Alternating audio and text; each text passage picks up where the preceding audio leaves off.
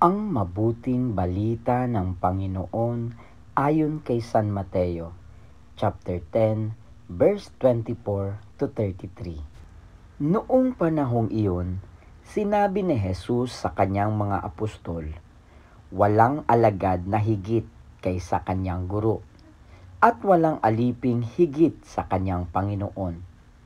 Masiyahan ang alagad na matulad sa kanyang guro, at ang alipin na matulad sa kanyang Panginoon. Kung ang puno ng sambahayan ay tinawag nilang Beelzebul, lalo na nilang aalimurahin ang kanyang mga kasambahay. Kaya huwag kayong matakot sa kanila. Walang natatago na di malalantad o nalilihim na di mabubunyag.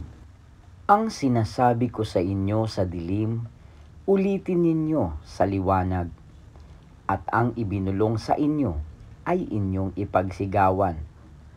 Huwag ninyong katakutan ang pumapatay ng katawan, ngunit hindi nakapapatay ng kaluluwa.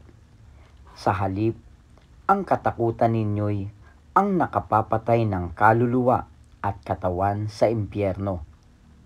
Hindi ba ipinagbibili ang maya ng 2 pera? Gayunman, kahit isa sa kanila'y hindi nahuhulog sa lupa kung hindi kalooban ng inyong Ama. Maging ang buhok ninyo'y bilang na lahat, kaya huwag kayong matakot.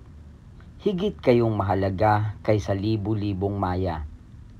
Ang sinumang kumilala sa akin sa harapan ng mga tao, ay kikilanlin ko rin naman sa harapan ng aking Amang nasa langit. Ngunit ang magtatwa sa akin sa harapan ng mga tao, ay itatatwa ko rin naman sa harapan ng aking Amang nasa langit." Ang mabuting balita ng Panginoon. Pinupuri ka namin, Panginoong Hesukristo.